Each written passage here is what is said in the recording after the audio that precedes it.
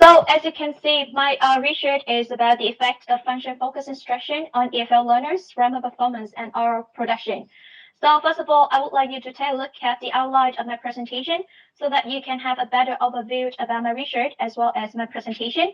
So my presentation consists of 6 parts, and I'll go through these parts one by one. I'll go slowly so that you can catch up with my presentation.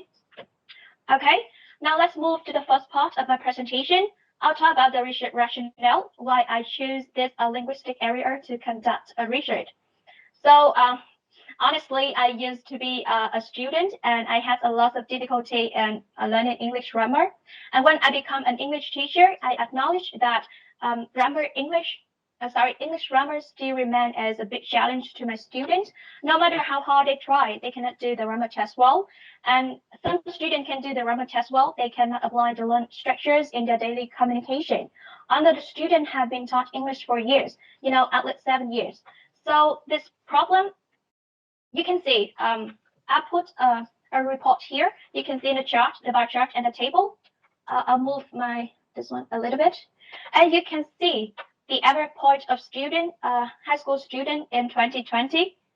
Here, the average point they got just 4.2, and the vast majority of the students achieve only 3.4 points.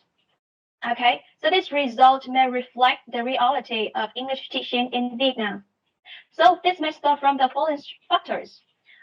Because most of the public school apply traditional teaching grammar method to solve the need of passing the conventional test for years. And the grammar tests tend to be more decontextualized. I mean, the student have to do the grammar test without knowing the specific context. And the grammar lesson may be very boring to the student, so they don't have many chances to practice speaking in class. I remember that when I was at high school, the student just provided me the structure, and then I had to memorize the structure by heart. After that, I applied the structure in grammar exercises. So after a short time, I forgot everything. So it was not very effective. Therefore, I conducted this research in order to find out something about these issues. So but before I move on to my research aim and the research question, I would like to provide you the definition of function-focused instruction and function-focused instruction. Okay, according to Long 2000, you can see function-focused instruction. Sometimes I may call it is the traditional method. This approach focuses on isolated linguistics units, and the teacher teach them in sequence through explicit explanation of grammar rules, and when the student make mistake, the teacher will correct the mistake right away, immediately. On the other hand, function-focused approach support the exposure to target language and the use of naturalistic context to raise the awareness of the learners. In other words, in order to teach a grammar point, the teacher will provide the student specific context in real life so that the student will know the meaning of the grammar point when they need to use the grammar points in real life and in their daily communication. Okay, my research aimed to investigate the effect of the traditional method compared to the function-focused instruction, I mean the new method in teaching grammar to high school learners. There are 2 aspects of my research. I conducted the research in order to find out the effect of function-focused instruction on the learner performance in doing written grammar tests and in oral production. Okay, so in order to find out the answer for these 2 research questions, I applied mixed methods research. It means that I applied both qualitative research method and quantitative research method. Specifically, I used surveys, interviews, pre and post speaking tests, pre and post grammar tests, and the details are presented in the table here. So first of all, I conducted a survey among 80 graders whose level varies from A2 to B1 level. I would like to know about their learning background and their preferences toward each type of grammar teaching method. Okay. Besides, I conducted survey among 6 Vietnamese English teachers to get the insights of their perspective toward each type of grammar teaching instruction. Secondly, I conducted face-to-face interview with 2 native English teachers in order to know more about their perspective toward grammar teaching method. The most important part of my research was the pre and post speaking test because I want to test the effect of the the new method on the learner's communicative ability. So I use pre and post speaking test. The last part is pre and post grammar test. I use pre and post grammar test to assess the learner's achievement regarding their accuracy when they use or when they apply the grammar structure in doing written grammar tests. And now we will see the result. I think this part is the most important part and the part that you expect to know the most. So the survey, according to the survey finding, we see that there was 59% of students preferred the functional grammar, though the vast majority of them were taught grammar with traditional method. And the student mentioned that they share that because the functional grammar method allowed them to use the language, to use the grammar structure and communication, and it was less boring to them. The survey. Okay, the data from the interview, the data from the interviews demonstrated that native teachers prefer using both methods. It depends on the learner's level, and they apply both methods. Like they taught the students with traditional method first, and when the student know the grammar structure, then they will provide a student with some naturalistic materials and analyze the materials to know more, to get the insight of the use of the grammar structure. Meanwhile, Vietnamese English teacher prefer using traditional method because they share that traditional method allow them to teach grammar structure faster. I mean, it was very time saving, and it was easier for the student to apply the structure right away and do in grammar exercises.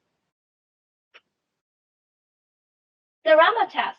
The finding from the grammar test was very interesting because both groups improved grammar test score. However, the traditional approach was more effectively than the functional one. So you can see that because most of the students have been taught English with the traditional approach, and I cannot say anything about this result because I conducted my research only within 4 weeks, within 6 weeks, so it was a short time. So I cannot guarantee the finding. The last part is the data from speaking tests. The results show that both groups improved their speaking scores. However, the functional approach was more effective than in enhancing language fluencies of the learners rather than the traditional one. And it was obviously that with the traditional method, the student didn't have many chances to speak and to apply the learned structures in their communication. The limitation of my research was that I conducted my research with a small sample size. It was not large enough to generalize the finding.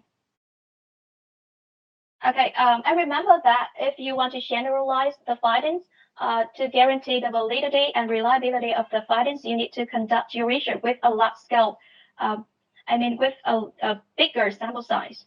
And as I mentioned before, I conducted my research within 6 weeks, so it's not long enough to bring up an obvious effect of the new method, the function focus instruction, because most of them has exposed to the traditional method for such a long time. And I ignored the other factors such as the learner's learning style, age, gender, etc. So if you want to replicate my research to find out the finding, you can conduct the research with a bigger sample size, and you conduct the study in a longer time period, maybe 3 months or a semester, so that you can see a clearer effect of the new method. And also, you can take other factors into consideration, like the learning style of the students or the student aptitude. Besides, you need to be aware of the characteristics of the learners and the research site. I conducted my research at Tân Trà High School for the Gifted. So there was only 15 to 20 students per class, and the teacher can apply different materials. So you need to keep this in mind as well. So I will give you the abstract of my research so that you can read through my research to know more about my research. So that is the end of my presentation. If you want to know more about my research, any concern, feel free to ask me. I conducted my research in March, and it took a long time. I just went through the main points. Yeah. Okay. Thank you. So Miss Mile has finished her presentation, and we have a questions for you in the chat box from Okay. Miss Lurex. Okay. Hi, Miss Mi. Can you give an example of how you employ function-focused instruction in your grammar classes? Thank you. Okay. First of all, I will start sharing my screen, and I'll answer the attendees' question. Thank you very much for your question. Um, So when I thought, I have two groups when I conducted my research, one treatment group and one control group. The treatment group was taught English with function focused instruction. So first of all, I didn't give them the structure. Instead of giving them the structure, I provided them with some materials, reading situation, so that they need to use the target structure in their speaking, or they needed to analyze the materials. And after that, I will ask them the meaning of the reading text or the meaning of the situation. And at the end, I would draw them to I will draw their attention to the structure. But I do not I didn't teach them the grammar structure at the beginning. Like if I remember that when I taught them how to give advice, and I taught them to use the conditional sentence type two. Okay, so I give them a situation, like a problem, and then I ask the student to give an advice. And they use different structure, not the target structure. And then I guide them, I gave an example. If I were you, I would do this. And then the student replicate, imitate the structure that I use, and they spoke to each other. Okay, I hope that my example can satisfy your question. Okay, I can see the questions in the chat box from Mr. Lê Hải Đăng. Okay. So, questions. Why don't you sorry, close all the work from focus originally instead of long 2000. I see that your function focus reference is way earlier than long. Okay. So here, actually, I use these codes because I want the definition of focus instruction and function focus instruction to be easy to understand, like understandable to the audiences. And you know that function like traditional method and function focus instruction was not new in the world. It has been applied in other countries in the world, but in Vietnam context, the function focus instruction has not been widely used in Vietnam. So the reason I called these two codes or definition because I want them to be understandable. But if you look at the history of linguistics, you can see that function focus instruction is not a new method, but it is new in Vietnam context. Vietnamese teachers are afraid to apply function focused instruction because it requires the teachers to make a lot of effort in order to teach grammar with this method. They need to select the naturalistic materials, and it takes time for the student to analyze the structure. They read the materials, authentic materials, and then they need to speak and do something with the structure, the target structure, instead of doing grammar exercises. And then we skip the grammar point, like other teachers in public school do this. And because in public school, there are normally 30, 40 students in class. So this also a difficulty for public school teachers apply function focused instruction. Okay, I hope this satisfies your question as well. Yeah, I conducted a survey of 80 participants to know about their learning background and to choose the most suitable participant for my research. Because in order to teach grammar with function-focused instruction, you cannot choose low-level learners. Because I need to explain the grammar structure in a target language, so I use survey to find out the learning background of the participants and choose the most suitable participant, the best one for my research. Okay, there's also another concern that also you have a survey of 80 participants, but you cannot experiment with only 37. So is the opinion of other students objective on their receive treatment? So I have just shared. I conducted a survey with 80 participants to choose the most suitable participant for my research.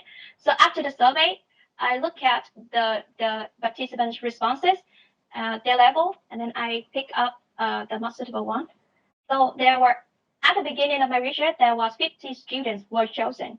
But at the end, there were only 37 remain their participation in the study, because at that time they had to do a final exam, so they quit the study. is the reason why I share with you. If you want to replicate my research, you need to conduct my research with a larger sample size, like more than 80 or 100. Then you can see more reliable findings.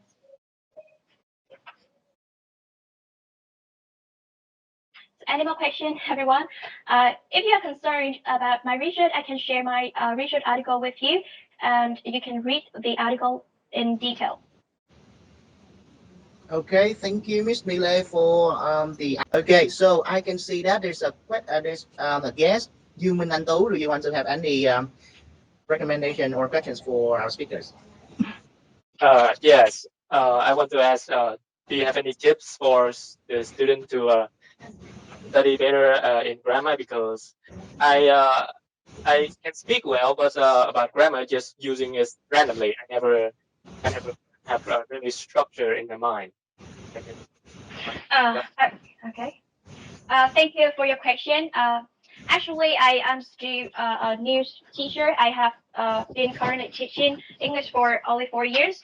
So it's just my personal advice. You can take my advice if you find it helpful to you. In my experience, I think if you want to apply a grammar structure effectively, you should apply the structure in your daily communication or in your daily task. For example, if you learn a structure, you need to put it in writing and speak it. The practice makes perfect. You cannot learn a structure, you write down a structure and you put it there without using it for years. Okay, thank you, Miss Mile. Okay, so thank you for your questions. Okay, thank you for your questions. Okay, I can still see our guests with the Cao Chi Nguyễn Hoàng, Trần Thị Ngọc Nga, and Lê Hải Đăng. You have raised your hand. Okay, so if you have further recommendation or questions, you can ask our presenter. Okay, this is just a questions from me. Okay, myself. Okay, Yeah. so as also I'm the English teachers, I just want to ask for your opinion about: do you think that the language exposure environment, okay, I mean the external environment, will affect the way that students learn grammar? Okay, so I would really appreciate to have your ideas about this. Okay, thank you for your question, Mr. Hui.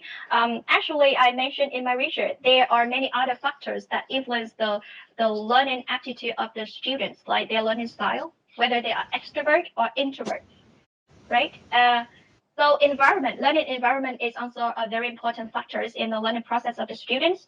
And I recognize that the students, if they are confident to use the structure and communication in the interaction with their peers, their friends, or the teacher, they will learn the grammar structure more effectively and more quickly than the others.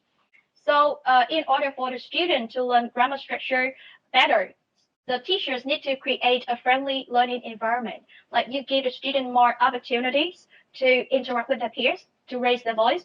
I remember that I am still apply function focused instruction to teach my student grammar, and I find it's very effective and very interesting. My students feel more comfortable and confident to share their opinion using the target structure.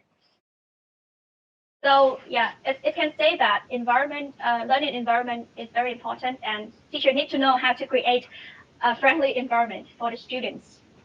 Okay, thank you, Miss Mile. It seems that so far we have two topics, right? Teaching young learners and teaching grammar, and it Yeah. seems this issue has been causing a lot of concern among English teaching expertise. I can see some of the participants, I think that many of our attendees today are K-12 teachers, and I think that the natures of K-12 teaching will be a little bit there's a lot of more stress on managing large classroom and also with the restraint of the time schedule. So do you think that it will be applicable enough to apply your approach into the K-12 setting? Okay, just one more question for me. Okay, thank you for your question and your sharing as well. As I mentioned in my research, you need to be aware of the research site, because I applied my teaching method at Gangda High School for the Gifted, and the number of the students are very small, only 15 to 20 members in per class. So it is very easy for me to apply the new teaching method. The students can interact with each other and I can interact with them as well. But if you want to apply this grammar teaching method in public school where there are more than 30 or 40 students per class, I would say it is very hard to implement this teaching method. Okay, thank you for your explanation and suggestions. Okay, so everyone, you have any other questions? I think that our presenter are very supportive, and also thank you for all of the questions, all of the feedback, sharing from our attendees also. Okay, so in case you want to contact further Miss Melee about this topic, okay, you can contact the organizing committee. Okay, thank you, Miss Melee, once again for your presentation. Okay, we do really appreciate your contribution and participation in TESOL Camp 2021. Okay, thank you, Miss Melee. I'll see you. Yes. Thank you very much for your listening. I'm very happy to be here today and share with you my research. If you want to know more about my research, I can share with you my research article. You can contact me later after the camp. Thank you very much and see you later.